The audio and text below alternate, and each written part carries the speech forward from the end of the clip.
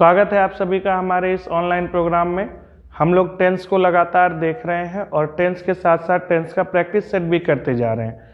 हम लोग present indefinite और प्रेजेंट इम्परफेक्ट को देख चुके हैं और साथ ही साथ पीछे पीछे हम लोग प्रेजेंट इंडेफिनिट टेंस का प्रैक्टिस सेट भी करते आ रहे हैं। उसी प्रैक्टिस सेट के क्रम में आइए हम लोग प्रैक्टिस सेट 6 देखते हैं और उसका सॉल्यूशन देखते हैं सबसे पहले, फिर हम लोग प्रेजेंट परफेक्ट टेंस की ओर चलेंगे। प्रैक्टिस सेट 6 हमने दिया था आपको घर पे बनाने के लिए। अगर आप बनाए हैं तो अच्छी बात है, नहीं बनाए हैं तो हमारे साथ साथ बनाइए, कोई बुराई नहीं। जितना मेहनत आप कर सकते हैं करिए आप अपनी ईमानदारी से, हम अपनी ईमानदारी से अपना काम करते हैं। आइए सबसे पहले देखते हैं, क्या वह तुम्हें बुलाता है? Does he call you? क्या वह तुम्हें बुलाता है? चूंकि क्या से हमारे वाक्य की शुरुआत हुई है और लास्ट में ता है, इसलिए हम समझे कि यह प्रेजेंट इंडेफिनिट टेंस का इंटेरोगेटिव वाक्य है। और क्या से शुरुआत हुई है तो कोई भी टेंस का वाक्य हो, अगर उसमें क्या से शुरू करना है तो हमको उसकी सहायक क्रिया को पहले लिखना होता है। तो हमारे पास दो तरह की सहायक क्रिया है प्रेजेंट इंडेफिनिट में, एक डू और एक डज। डज का प्रयोग हम तब तब करते हैं जब हमारा subject third person singular noun होता है। क्योंकि यहां हमारा subject third person singular noun है, इसलिए हमने यहां डज लगाया। Does he call you? आप जान ही रहे हैं इंटेरोगेटिव सेंटेंस है, उसकी शुरुआत क्या से हो रही है, तो स्ट्रक्चर भी बोलता है कि सर डज लिखिए, उसके बाद सब्जेक्ट लिखिए, तब वर्ब का पहला रूप लिखिए, तब ऑब्जेक्ट लिखिए। ठीक उसी तरह से यहां भी क्या से शुरू हो रहा है, लेकिन यहां सब्जेक्ट वे लोग हैं, थर्ड पर्सन है लेकिन प्लूरल नाउन है, इसलिए हम यहां लिखेंगे डू दे। और यहां हमारा वर्ब है वध करना, वध करने की अंग्रेजी होती है स्ले, तो slay SLAY। Do they slay बकरे का, गोट, डू दे स्ले गोट। यहां पर आप ए गोट भी लिख सकते हैं, डू दे स्ले ए गोट, यानी कि क्या वे लोग एक बकरे का वध करते हैं? तुम क्या खाते हो? देखिए यही क्या है, लेकिन आज यह अंदर चला गया, वाक्य के अंदर चला गया, तो इस क्या की अंग्रेजी पहले लिखेंगे what. What do you eat? What do you eat? वह दवाइयां क्यों खाता है? Why does he take medicines? वह दवाइयां क्यों खाता है? Why does he take medicines? एक बात का ध्यान आप जरूर रखिए सर, जितने भी प्रश्नवाचक वाक्य हैं सबके लास्ट में हम प्रश्नवाचक चिन्ह जरूर लिखते हैं। अगर हमने यह प्रश्नवाचक चिन्ह नहीं लिखा तो ग्रामर के दृष्टिकोण से यह वाक्य गलत हो जाता है। राधा नहीं नाचती है, Radha does not dance. Radha does not dance. वह गाना नहीं गाता है, he does not sing a song. उसकी मां लोरियां नहीं गाती है, हिज या हर, आप जो लिखना चाहिए, her mother. Third person singular noun है, हर मदर डज नॉट सिंग। अब लोरियां की अंग्रेजी क्या होती है? आपने अगर ढूंढा होगा तो बहुत अच्छा से मिला होगा, अगर नहीं ढूंढा होगा तो आइए हम बता देते हैं। ललबीज होता है, ललबीज का मतलब होता है लोरियां। उसकी मां लोरियां नहीं गाती हैं, ललबीज LALLUBIES, ललबीज। वे लोग नहीं चिल्लाते हैं, दे डू नॉट क्राई। हम लोग खाना नहीं खाते हैं। We do not eat. Sir food लिखना कोई ज़रूरी नहीं है, नहीं है, लिख दिए तो we do not eat food तो भी चलेगा और नहीं भी चलेगा। अगर आप फूड नहीं भी लिखिएगा तो भी चलेगा। वह क्या पढ़ता है? What does he read? What does he read? इस तरह से ट्रांसलेशन अगर आप बनाकर रखिएगा तो आपको बहुत सुविधा होगी।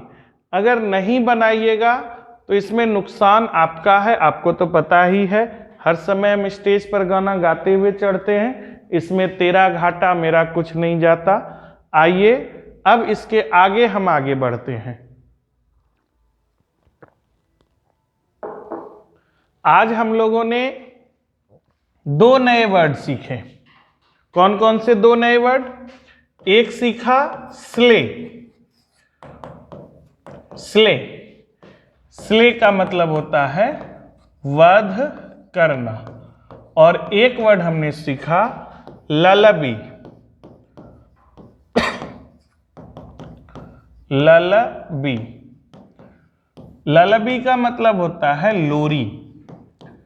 चूकी, चूकी चूकी चूकी, वहां लोरियां थी, इसलिए हमने इसका प्लूरल बनाकर लिखा था ललबीज।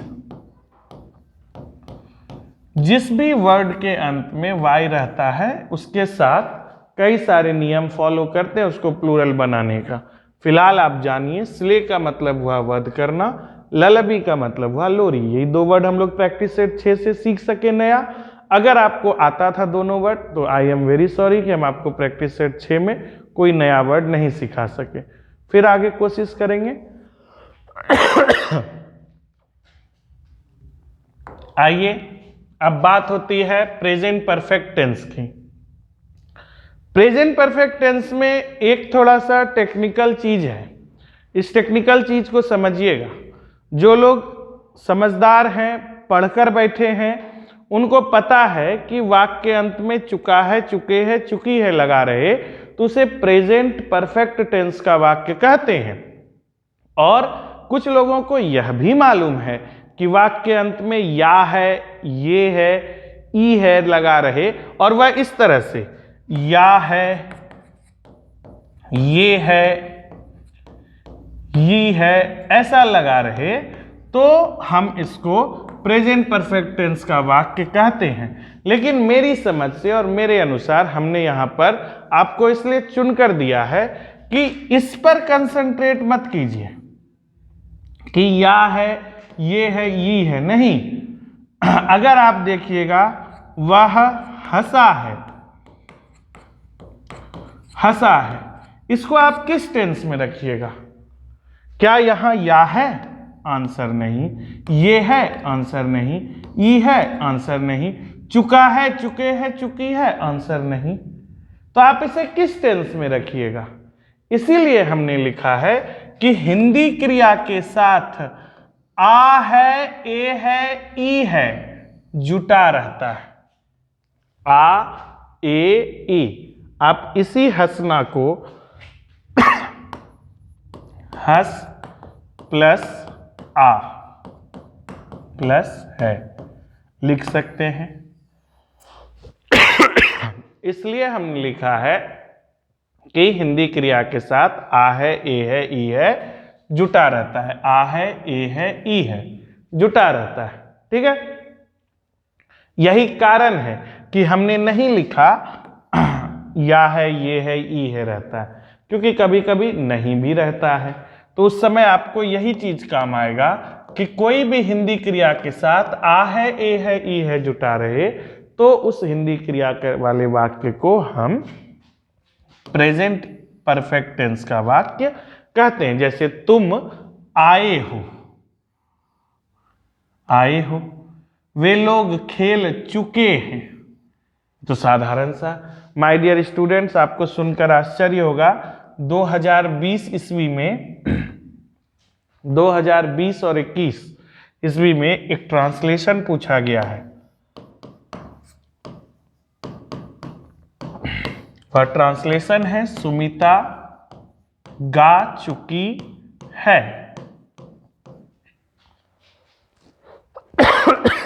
इससे सिंपल ट्रांसलेशन आप कभी नहीं देखे होइएगा, सुमिता गा चुकी है। It's 22:25.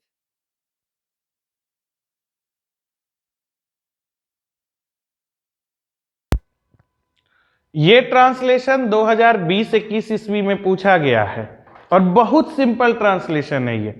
इसमें साफ पता चलता है कि ये प्रेजेंट इम्परफेक्ट टेंस का वाक्य, प्रेजेंट परफेक्ट टेंस का वाक्य है। और ऐसा ही ट्रांसलेशन बिहार बोर्ड में पूछता है। यही कारण है कि मेरा प्रैक्टिस सेट जो हम आपको करवाते हैं वो इसी लेवल का होता है। ठीक है, फिलहाल आइए इसको आगे बढ़ाते हैं, इस कहानी को, कि प्रेजेंट परफेक्ट टेंस में जब कभी भी आ है, ए है, ई है जुटा रहे वाक्य में, तो हम उसको प्रेजेंट परफेक्ट टेंस का वाक्य कहते हैं। और इसका ट्रांसलेशन बनाने का नियम जैसा आपको पता ही है, जब वाक्य सकारात्मक हो तो subject plus have plus verb का तीसरा रूप प्लस ऑब्जेक्ट। ये क्या कहता है कि सर अगर सब्जेक्ट तुम रहे, तुम गा चुके हो, तो आप इसको बनाइए यू हैव संग। वे लोग आ चुके हैं। They have come. कम का तीसरा रूप कम ही होता है। और यदि आपके पास सब्जेक्ट टिपिस ना रहे, थर्ड पर्सन सिंगुलर नाउन, तो क्या होगा, इसके साथ हम हैज लगाएंगे, प्लस वर्ब का तीसरा रूप होगा और प्लस ऑब्जेक्ट होगा। इसको जरूर याद रखिएगा, ये आपका रूल हुआ।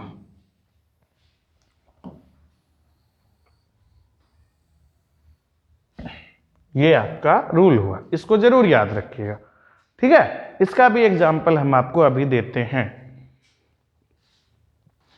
इसका उदाहरण वही 2020 वाला आपको देते हैं कि सर सुमिता गा चुकी है।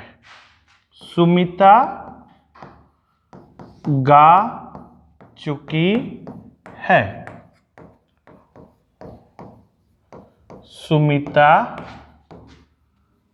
हैज संग। सुमिता हैज संग। क्यों? क्योंकि सुमिता हमारा थर्ड पर्सन सिंगुलर नाउन है, किसी एक व्यक्ति का नाम है, इसलिए हमने इसके साथ हैज लगाया। और याद रखना है कि टिपिसना के साथ, यानी कि इसको जो है, इसको मोस्ट इंपॉर्टेंट याद रखना है कि थर्ड पर्सन सिंगुलर नाउन अगर मेरा ही, सी, इट या एक नाउन है तो हम इसके साथ हैज का ही प्रयोग करेंगे। ठीक है, हमारे हिसाब से आप इसको उतार चुके होंगे। एक दो एग्जाम्पल और देख देते हैं। वह आ चुका है, या आ चुका है और गा चुका है रिपीट हो रहा है, चलिए इसको अलग से एक उदाहरण दे देते हैं। वह पढ़ चुका है। He has red. याद रखिएगा माय डियर स्टूडेंट्स, रीड का वर्ब 1, वर्ब 2 और वर्ब 3 तीनों लिखते रीड ही हैं, लेकिन जब हम इसको प्रोनाउंस करते हैं तो वर्ब 1 को रीड पढ़ते हैं, वर्ब 2 और वर्ब 3 को रेड पढ़ते हैं। Read, red, red. ठीक है, आइए अगला चलते हैं ट्रांसलेशन बनाने के ही नियम में। जैसा कि आप जान रहे हैं कि हमारे पास 4 ही प्रकार का ट्रांसलेशन बनता है। एक ऐसा वाक्य जो कि सकारात्मक, जिसको अफर्मेटिव कहते हैं, एक ऐसा वाक्य जो नेगेटिव होता है, एक ऐसा वाक्य जो इंटेरोगेटिव यानी प्रश्नवाचक तो होता है लेकिन उसकी शुरुआत क्या से होती है, अब वह इंट्रोगेटिव अफर्मेटिव भी हो सकता है, इंट्रोगेटिव नेगेटिव भी हो सकता है, और एक ऐसा वाक्य जो इंटरोगेटिव हो लेकिन वह क्या से शुरू नहीं हो। यही 4 प्रकार के वाक्य होते हैं। आइए देखते हैं कि जब वाक्य नकारात्मक यानी नेगेटिव हो तो हमको क्या करना चाहिए। तो हमको करना चाहिए sir subject plus have plus V3 plus object तो चल ही रहा था, लेकिन आज मेरे पास क्या है, नकारात्मक है, तो यहां नॉट का कहीं चर्चा किए ही नहीं सर। तो नॉट का चर्चा इस स्थान पर कर देते हैं कि यहां पर आपके साथ नॉट लगेगा, हैव के बाद नॉट लगेगा प्लस V3 प्लस ऑब्जेक्ट होगा। तो इसका अगर एग्जाम्पल आपको लेकर चलें तो यह कहता है कि वे लोग तुम्हें नहीं बुलाए हैं, वे लोग तुम्हें नहीं बुलाए हैं। दे हैव नॉट कॉल्ड यू। जो सब्जेक्ट है, देखिए सब्जेक्ट आया, वे लोग का अंग्रेजी दे लिखे, फिर सहायक क्रिया हैव लिखे, चूंकि यहां नहीं है तो नॉट लिखे। बुलाना मेरा वर्ब है, बुलाना की अंग्रेजी कॉल होती है, कॉल का तीसरा रूप लगाए, बचा हुआ रह गया तुम्हें, तो हमने इसकी अंग्रेजी यू लिखा, कोई दिक्कत नहीं होना चाहिए। और दूसरा क्या होगा, दूसरा हो सकता है कि सर जब सब्जेक्ट टिपिस ना रहे यानी थर्ड पर्सन सिंगुलर नाउन, तो हम इसके साथ हैज लगाएंगे प्लस नॉट लगाएंगे प्लस V3 लगाएंगे और प्लस ऑब्जेक्ट। ये क्या, यह एक रास्ता है जो आपको बताता है कि भाई साहब अगर आपके मन में यह क्वेश्चन उठ रहा है या आप किसी को बताना चाहते हैं कि सर सोमवार को नहीं पढ़ाए हैं या सर मंगलवार को नहीं पढ़ाए हैं, तो इस क्वेश्चन का जवाब आप दे सकते हैं खूब आराम से, अंग्रेजी में भी आप इसको ट्रांसलेट कर सकते हैं कि sir has not taught, sir ने नहीं पढ़ाया है, सर हैज नॉट टॉट। ये जो आपके दिमाग में सेंटेंस चलता है, कृपया करके इसे ट्रांसलेट करने का प्रयास कीजिए। अगर आप अच्छी अंग्रेजी जानना चाहते हैं, हम बार बार आपको सलाह यही देते हैं कि आपने उम्र के 14-15 वर्ष तक जिस भाषा की तरफ ध्यान भी नहीं दिया है, उस भाषा को आपको बहुत गहराई तक इस 1 वर्ष में पढ़ना है, तो थोड़ा सा तो मेहनत करना पड़ेगा। आप इसे छोड़ते चले जाइएगा कि नहीं समझ में आ रहा है, नहीं समझ में आ रहा है, बोरिंग लग रहा है, नहीं समझ में आया, तो यह छूटते चला जाएगा। और आपको याद होगा कि आपने अगर शुरुआत में ही √2 एक अपरिमेय संख्या है, इसे याद कर लिया था, तो आपको परीक्षा के दिन वही क्वेश्चन बड़ा आसान लग रहा होगा। और जिस क्वेश्चन को आप छोड़ चुके होंगे, चाहे वह मंदाकिनी नदी की शोभा का वर्णन करें, इस क्वेश्चन को अगर आप छोड़ चुके होंगे तो परीक्षा की रात में, चाहे वह हिंदी में ही लिखना क्यों ना हो, वह क्वेश्चन आपको थोड़ा सा पीड़ा जरूर पहुंचा रहा होगा। माय डियर स्टूडेंट्स, हर दिन 10 मिनट 15 मिनट पढ़ा हुआ परीक्षा की रात में 12 घंटे पढ़ने से ज़्यादा अच्छा है। हमारा उम्मीद है कि थोड़ा बहुत भाषण, मेरा जो देने वाला भाषण है, जिसके लिए शायद हम बदनाम भी हों कि बहुत बोले छे, चुपचाप पढ़ावे नहीं छे, तो वो अलग चीज़ है, लेकिन हम जो भाषण देते हैं ये अनुभव से आता है। ये अनुभव कहता है मुझे कि आप रोज पढ़िए, 10 मिनट 15 मिनट 20 मिनट 1 घंटा, जितना आप पढ़ सकते हैं जरूर पढ़िए। छोड़ते चले जाइएगा, छूटते चला जाएगा। आइए अब इसका उदाहरण देखते हैं कि वही वाला कि सर आज नहीं पढ़ाए हैं, ये जो है सर आज नहीं पढ़ाए हैं। तो sir has not taught today. Sir has not taught today. Sir आज नहीं पढ़ाए हैं। वह यहां नहीं आया है। He has not come here. तुम वहां नहीं गए हो। You have not gone there. उन लोगों ने मेरे बारे में नहीं सुना है। They have not heard of me. ऐसा आप सोच सकते हैं और इसको घर में बना सकते हैं। ठीक है, उम्मीद करते हैं उतर गया होगा। उतरने के बाद चलिए आगे की ओर चलते हैं। हमने देख लिया कि सकारात्मक वाक्य और नकारात्मक वाक्य क्या है।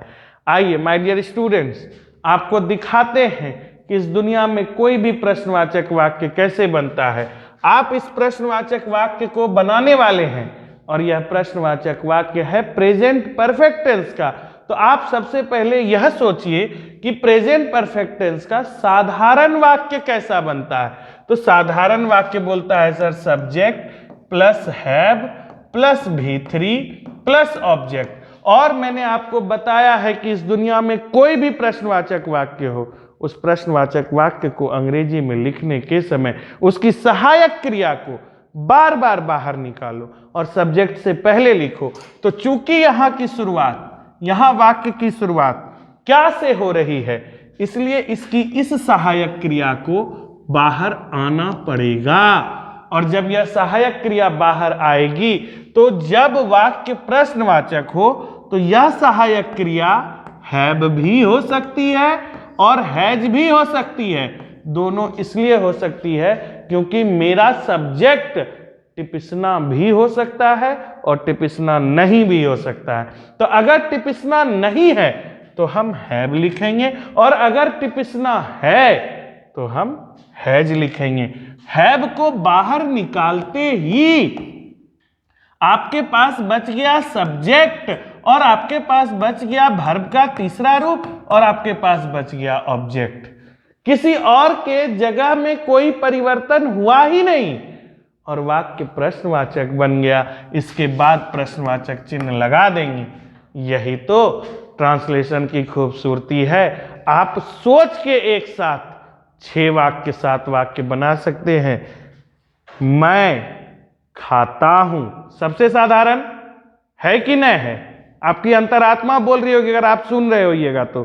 मैं खाता हूं से साधारण वाक्य इस धरती पर कोई हो ही नहीं सकता है।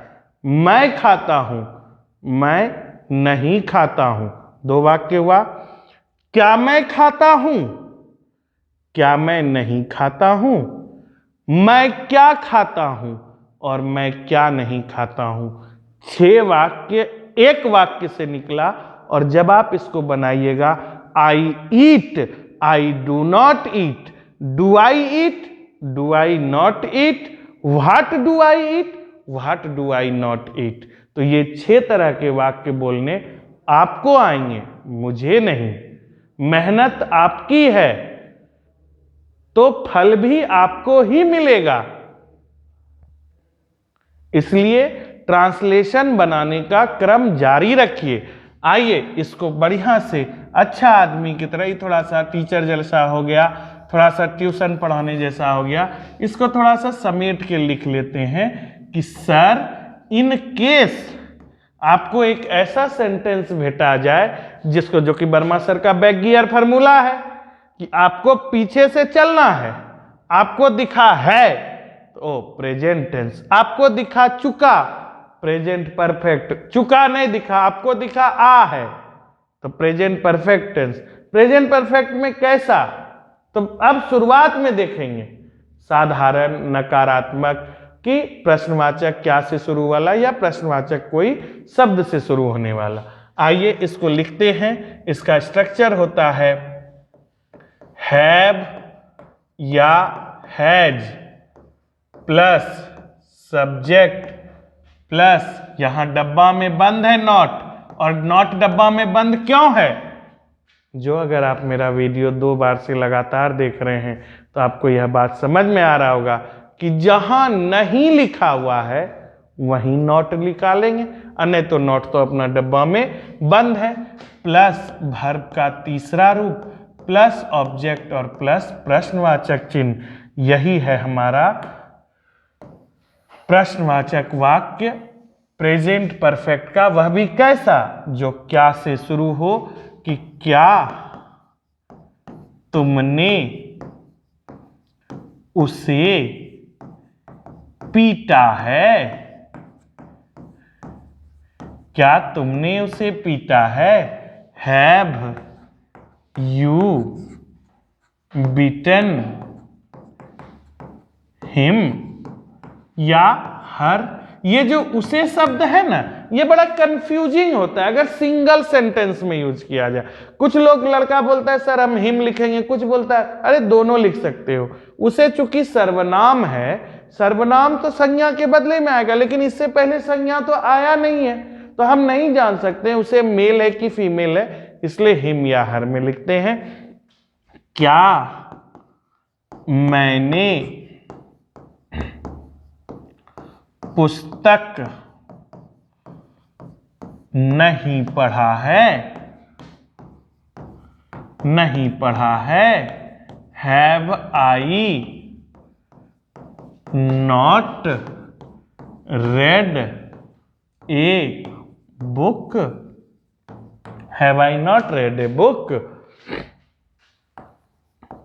क्या वह जा चुका है, क्या वह जा चुका है। हैज ही गॉन, क्या Radha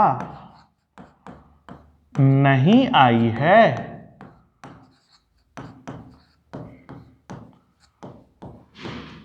has Radha not come. जब तक ऐसे नए बनाइएगा ना, तब तक आपको बनाने के लिए नहीं आएगा।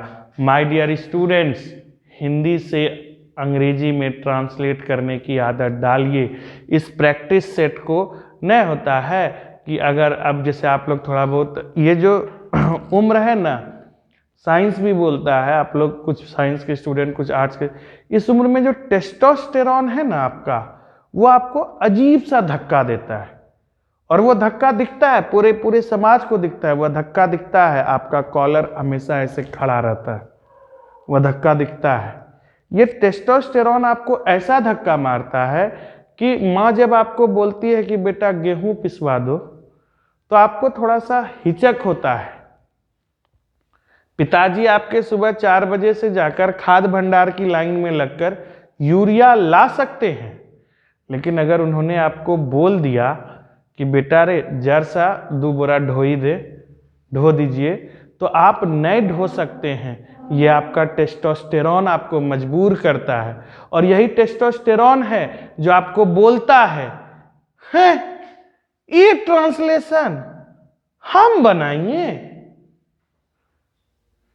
इस टेस्टोस्टेरॉन को समझाइए कि my dear tes, please be cool. अगर ये बनाने आएगा ना, तभी जब हमसे वहां परीक्षा में क्वेश्चन पूछा जाएगा ना कि इंडियन सिविलाइजेशन एंड कल्चर से चाहे क्वेश्चन हो, चाहे भारत इज माय होम से क्वेश्चन आंसर पूछा जाएगा, तो मेरा हिंदी में समझा हुआ उसी को ट्रांसलेट करना, वहां पर लिखना, यही काम आएगा, ट्रांसलेशन ही।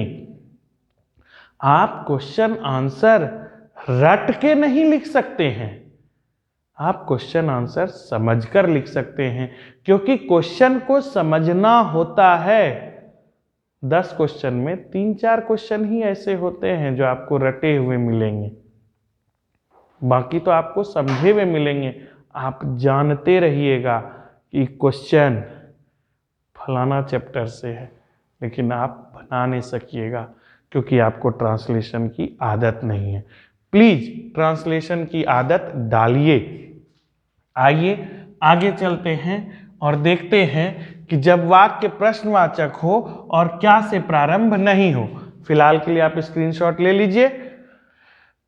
जब वाक्य क्या से प्रारंभ नहीं होगा तो वाक्य में क्वेश्चन वर्ड आएगा जो वाक्य को प्रश्नवाचक बना रहा होगा, और तब हम लगाएंगे हैव या हैज। और हैज कहां लगेगा? जहां सब्जेक्ट टिपिसना होगा। हैव या has plus subject plus not plus verb का तीसरा रूप प्लस ऑब्जेक्ट प्लस प्रश्नवाचक चिन्ह।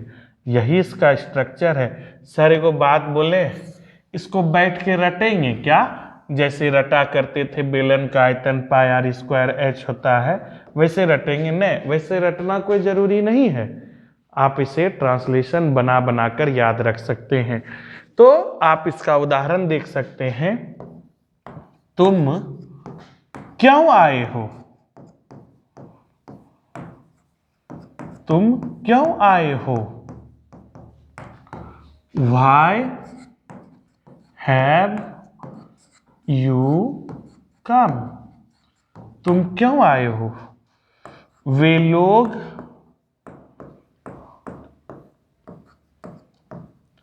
कहां नहीं गए हैं?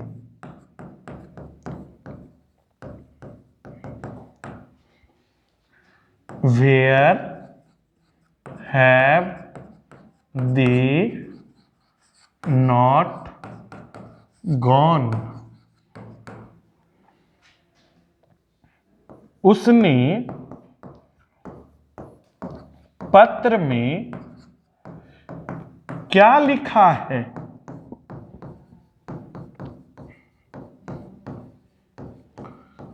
तो What has he written in the letter? What has he written in the letter?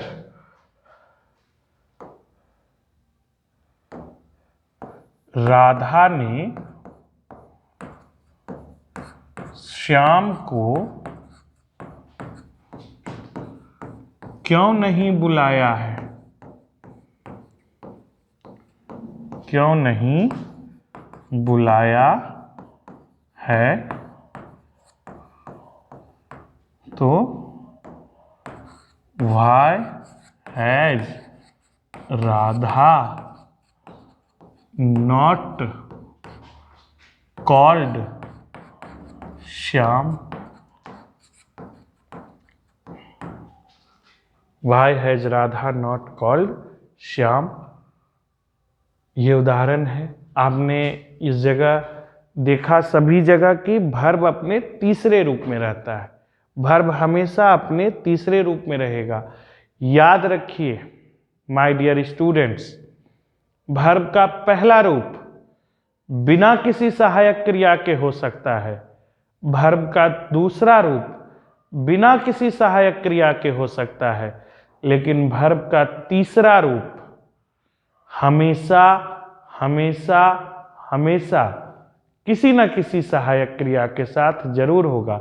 वह सहायक क्रिया इज एम आर हो सकती है, वह सहायक क्रिया वाज वेयर हो सकती है, वह सहायक क्रिया हैज हैव हैड भी हो सकती है। जरूरी नहीं है कि हैज हैव हैड के साथ ही वर्ब अपने तीसरे रूप में रहे, लेकिन अगर हैज हैव हैड के साथ रहता है वर्ब का तीसरा रूप, तो हम उसे परफेक्ट टेंस का वाक्य कहते हैं। हैज हैव होगा तो प्रेजेंट परफेक्ट का, हैड होगा तो पास्ट परफेक्ट का। लेकिन अगर इज एम आर या वाज वेयर के साथ या शैल बी विल बी के साथ रहता है तो हम इसे समझते हैं कि वह सेंटेंस 98-99% वॉइस का सेंटेंस होता है, यानी वह वाच्य होता है, वाक्य नहीं होता। वाक्य है अगर आप कंफर्म हैं कि वाक्य है, और अगर आप यह भी कंफर्म है कि आपको वर्ब का तीसरा रूप लगाना है, तो आप तीन ही चीज का प्रयोग कर सकते हैं, हैज, हैव, हैड, ये तीन में से कोई एक जरूर रहेगा। शैल हैव विल हैव हो जाए, हैज बीन हैव बीन हो जाए, लेकिन हैज हैव हैड तीनों में से कोई एक जरूर रहेगा। यही कारण है कि प्रेजेंट परफेक्ट टेंस में हैज, ये एक रूल है, हैज हैव के साथ वर्ब का तीसरा रूप लगाते हैं। अब वर्ब का तीसरा रूप आप में से बहुत लोग याद भी किए होइएगा, कुछ आपके लिए छोड़ के भी जा रहे हैं ताकि आप इसका भी स्क्रीनशॉट लेकर रख सकिए। बी का हिंदी होता है, बी का हिंदी होता है होना। बी का वर्ब 2 है वाज वेयर, वर्ब 3 है बीन। बीट का पीटना होता है हिंदी। बिकम का भी बनना या होना होता है। बिगिन का शुरू करना होता है। कम का आना। कॉस्ट का कीमत पड़ना बोल सकते हैं ना, तुमको हमसे दुश्मनी महंगा पड़ेगा, वैसा वाला कॉस्ट। कट काटना। डिग खोदना। डू करना। Do did done. ड्रॉ खींचना। Draw drew drawn. ड्राइव चलाना। Drive drove driven. ड्रिंक पीना। Drink drank drunk. ईट खाना। Eat ate eaten. Fall fell fallen, fall मतलब गिरना। फील मतलब महसूस करना। फाइट मतलब लड़ना। फाइंड मतलब खोजना। फ्लाई मतलब उड़ना। फॉरगेट मतलब भूलना। फॉरगिव मतलब क्षमा करना। फ्रीज मतलब जमना। गिव मतलब देना। गो का जाना। ग्रो का बढ़ना। हैंग का लटकना। हैव का होना, पास में होना। हियर का मतलब सुनना। सॉरी। कीप का मतलब रखना। नो का जानना। ले का लेटना। लीड का नेतृत्व करना। लीव का छोड़ देना। लैंड का किराए पर देना। लाई का मतलब झूठ बोलना। लूज का मतलब खो देना। मेक का बनाना। राइड का मतलब सवारी करना। रिंग बजाना। और इस तरह से कई सारे आपको वर्ब दिए हैं, लगभग 40-50 होंगे। आप इन वर्ब्स के साथ आप इनको याद कर सकते हैं और इसे अपना बनाकर रख सकते हैं। जितना ज्यादा वर्ब आपके पास रहेगा उतना अच्छा। शब्दकोश भरिए अंग्रेजी से, क्योंकि बिना शब्दों के कोई भाषा नहीं बनती। अगर आप अपने पास शब्द रखिएगा तो भाषा अच्छी बनेगी। और जाते जाते स्वभाव से मजबूर, थोड़ा सा लाचार हम आपके लिए प्रैक्टिस सेट 7 छोड़कर जाते हैं ताकि आप इसे बनाकर अपने साथ रखिएगा और आप उसे अगले वीडियो में जरूर देखिएगा। हम उम्मीद करते हैं, थोड़ा सा खांसी वांसी होते रहता है, सब तो मौसम है, गला है, जैसा हो, स्वास्थ्य है, फिर भी ठीक ठाक ढंग से पढ़ाए होंगे। हम उम्मीद करते हैं अच्छा लगा होगा। आप लोग अच्छे से रहिए घर पर, स्वस्थ रहिए, सुरक्षित रहिए। और आपको प्रैक्टिस सेट 7 के साथ छोड़कर जा रहे हैं, आप इसे घर पर बनाइए। Thank you very much.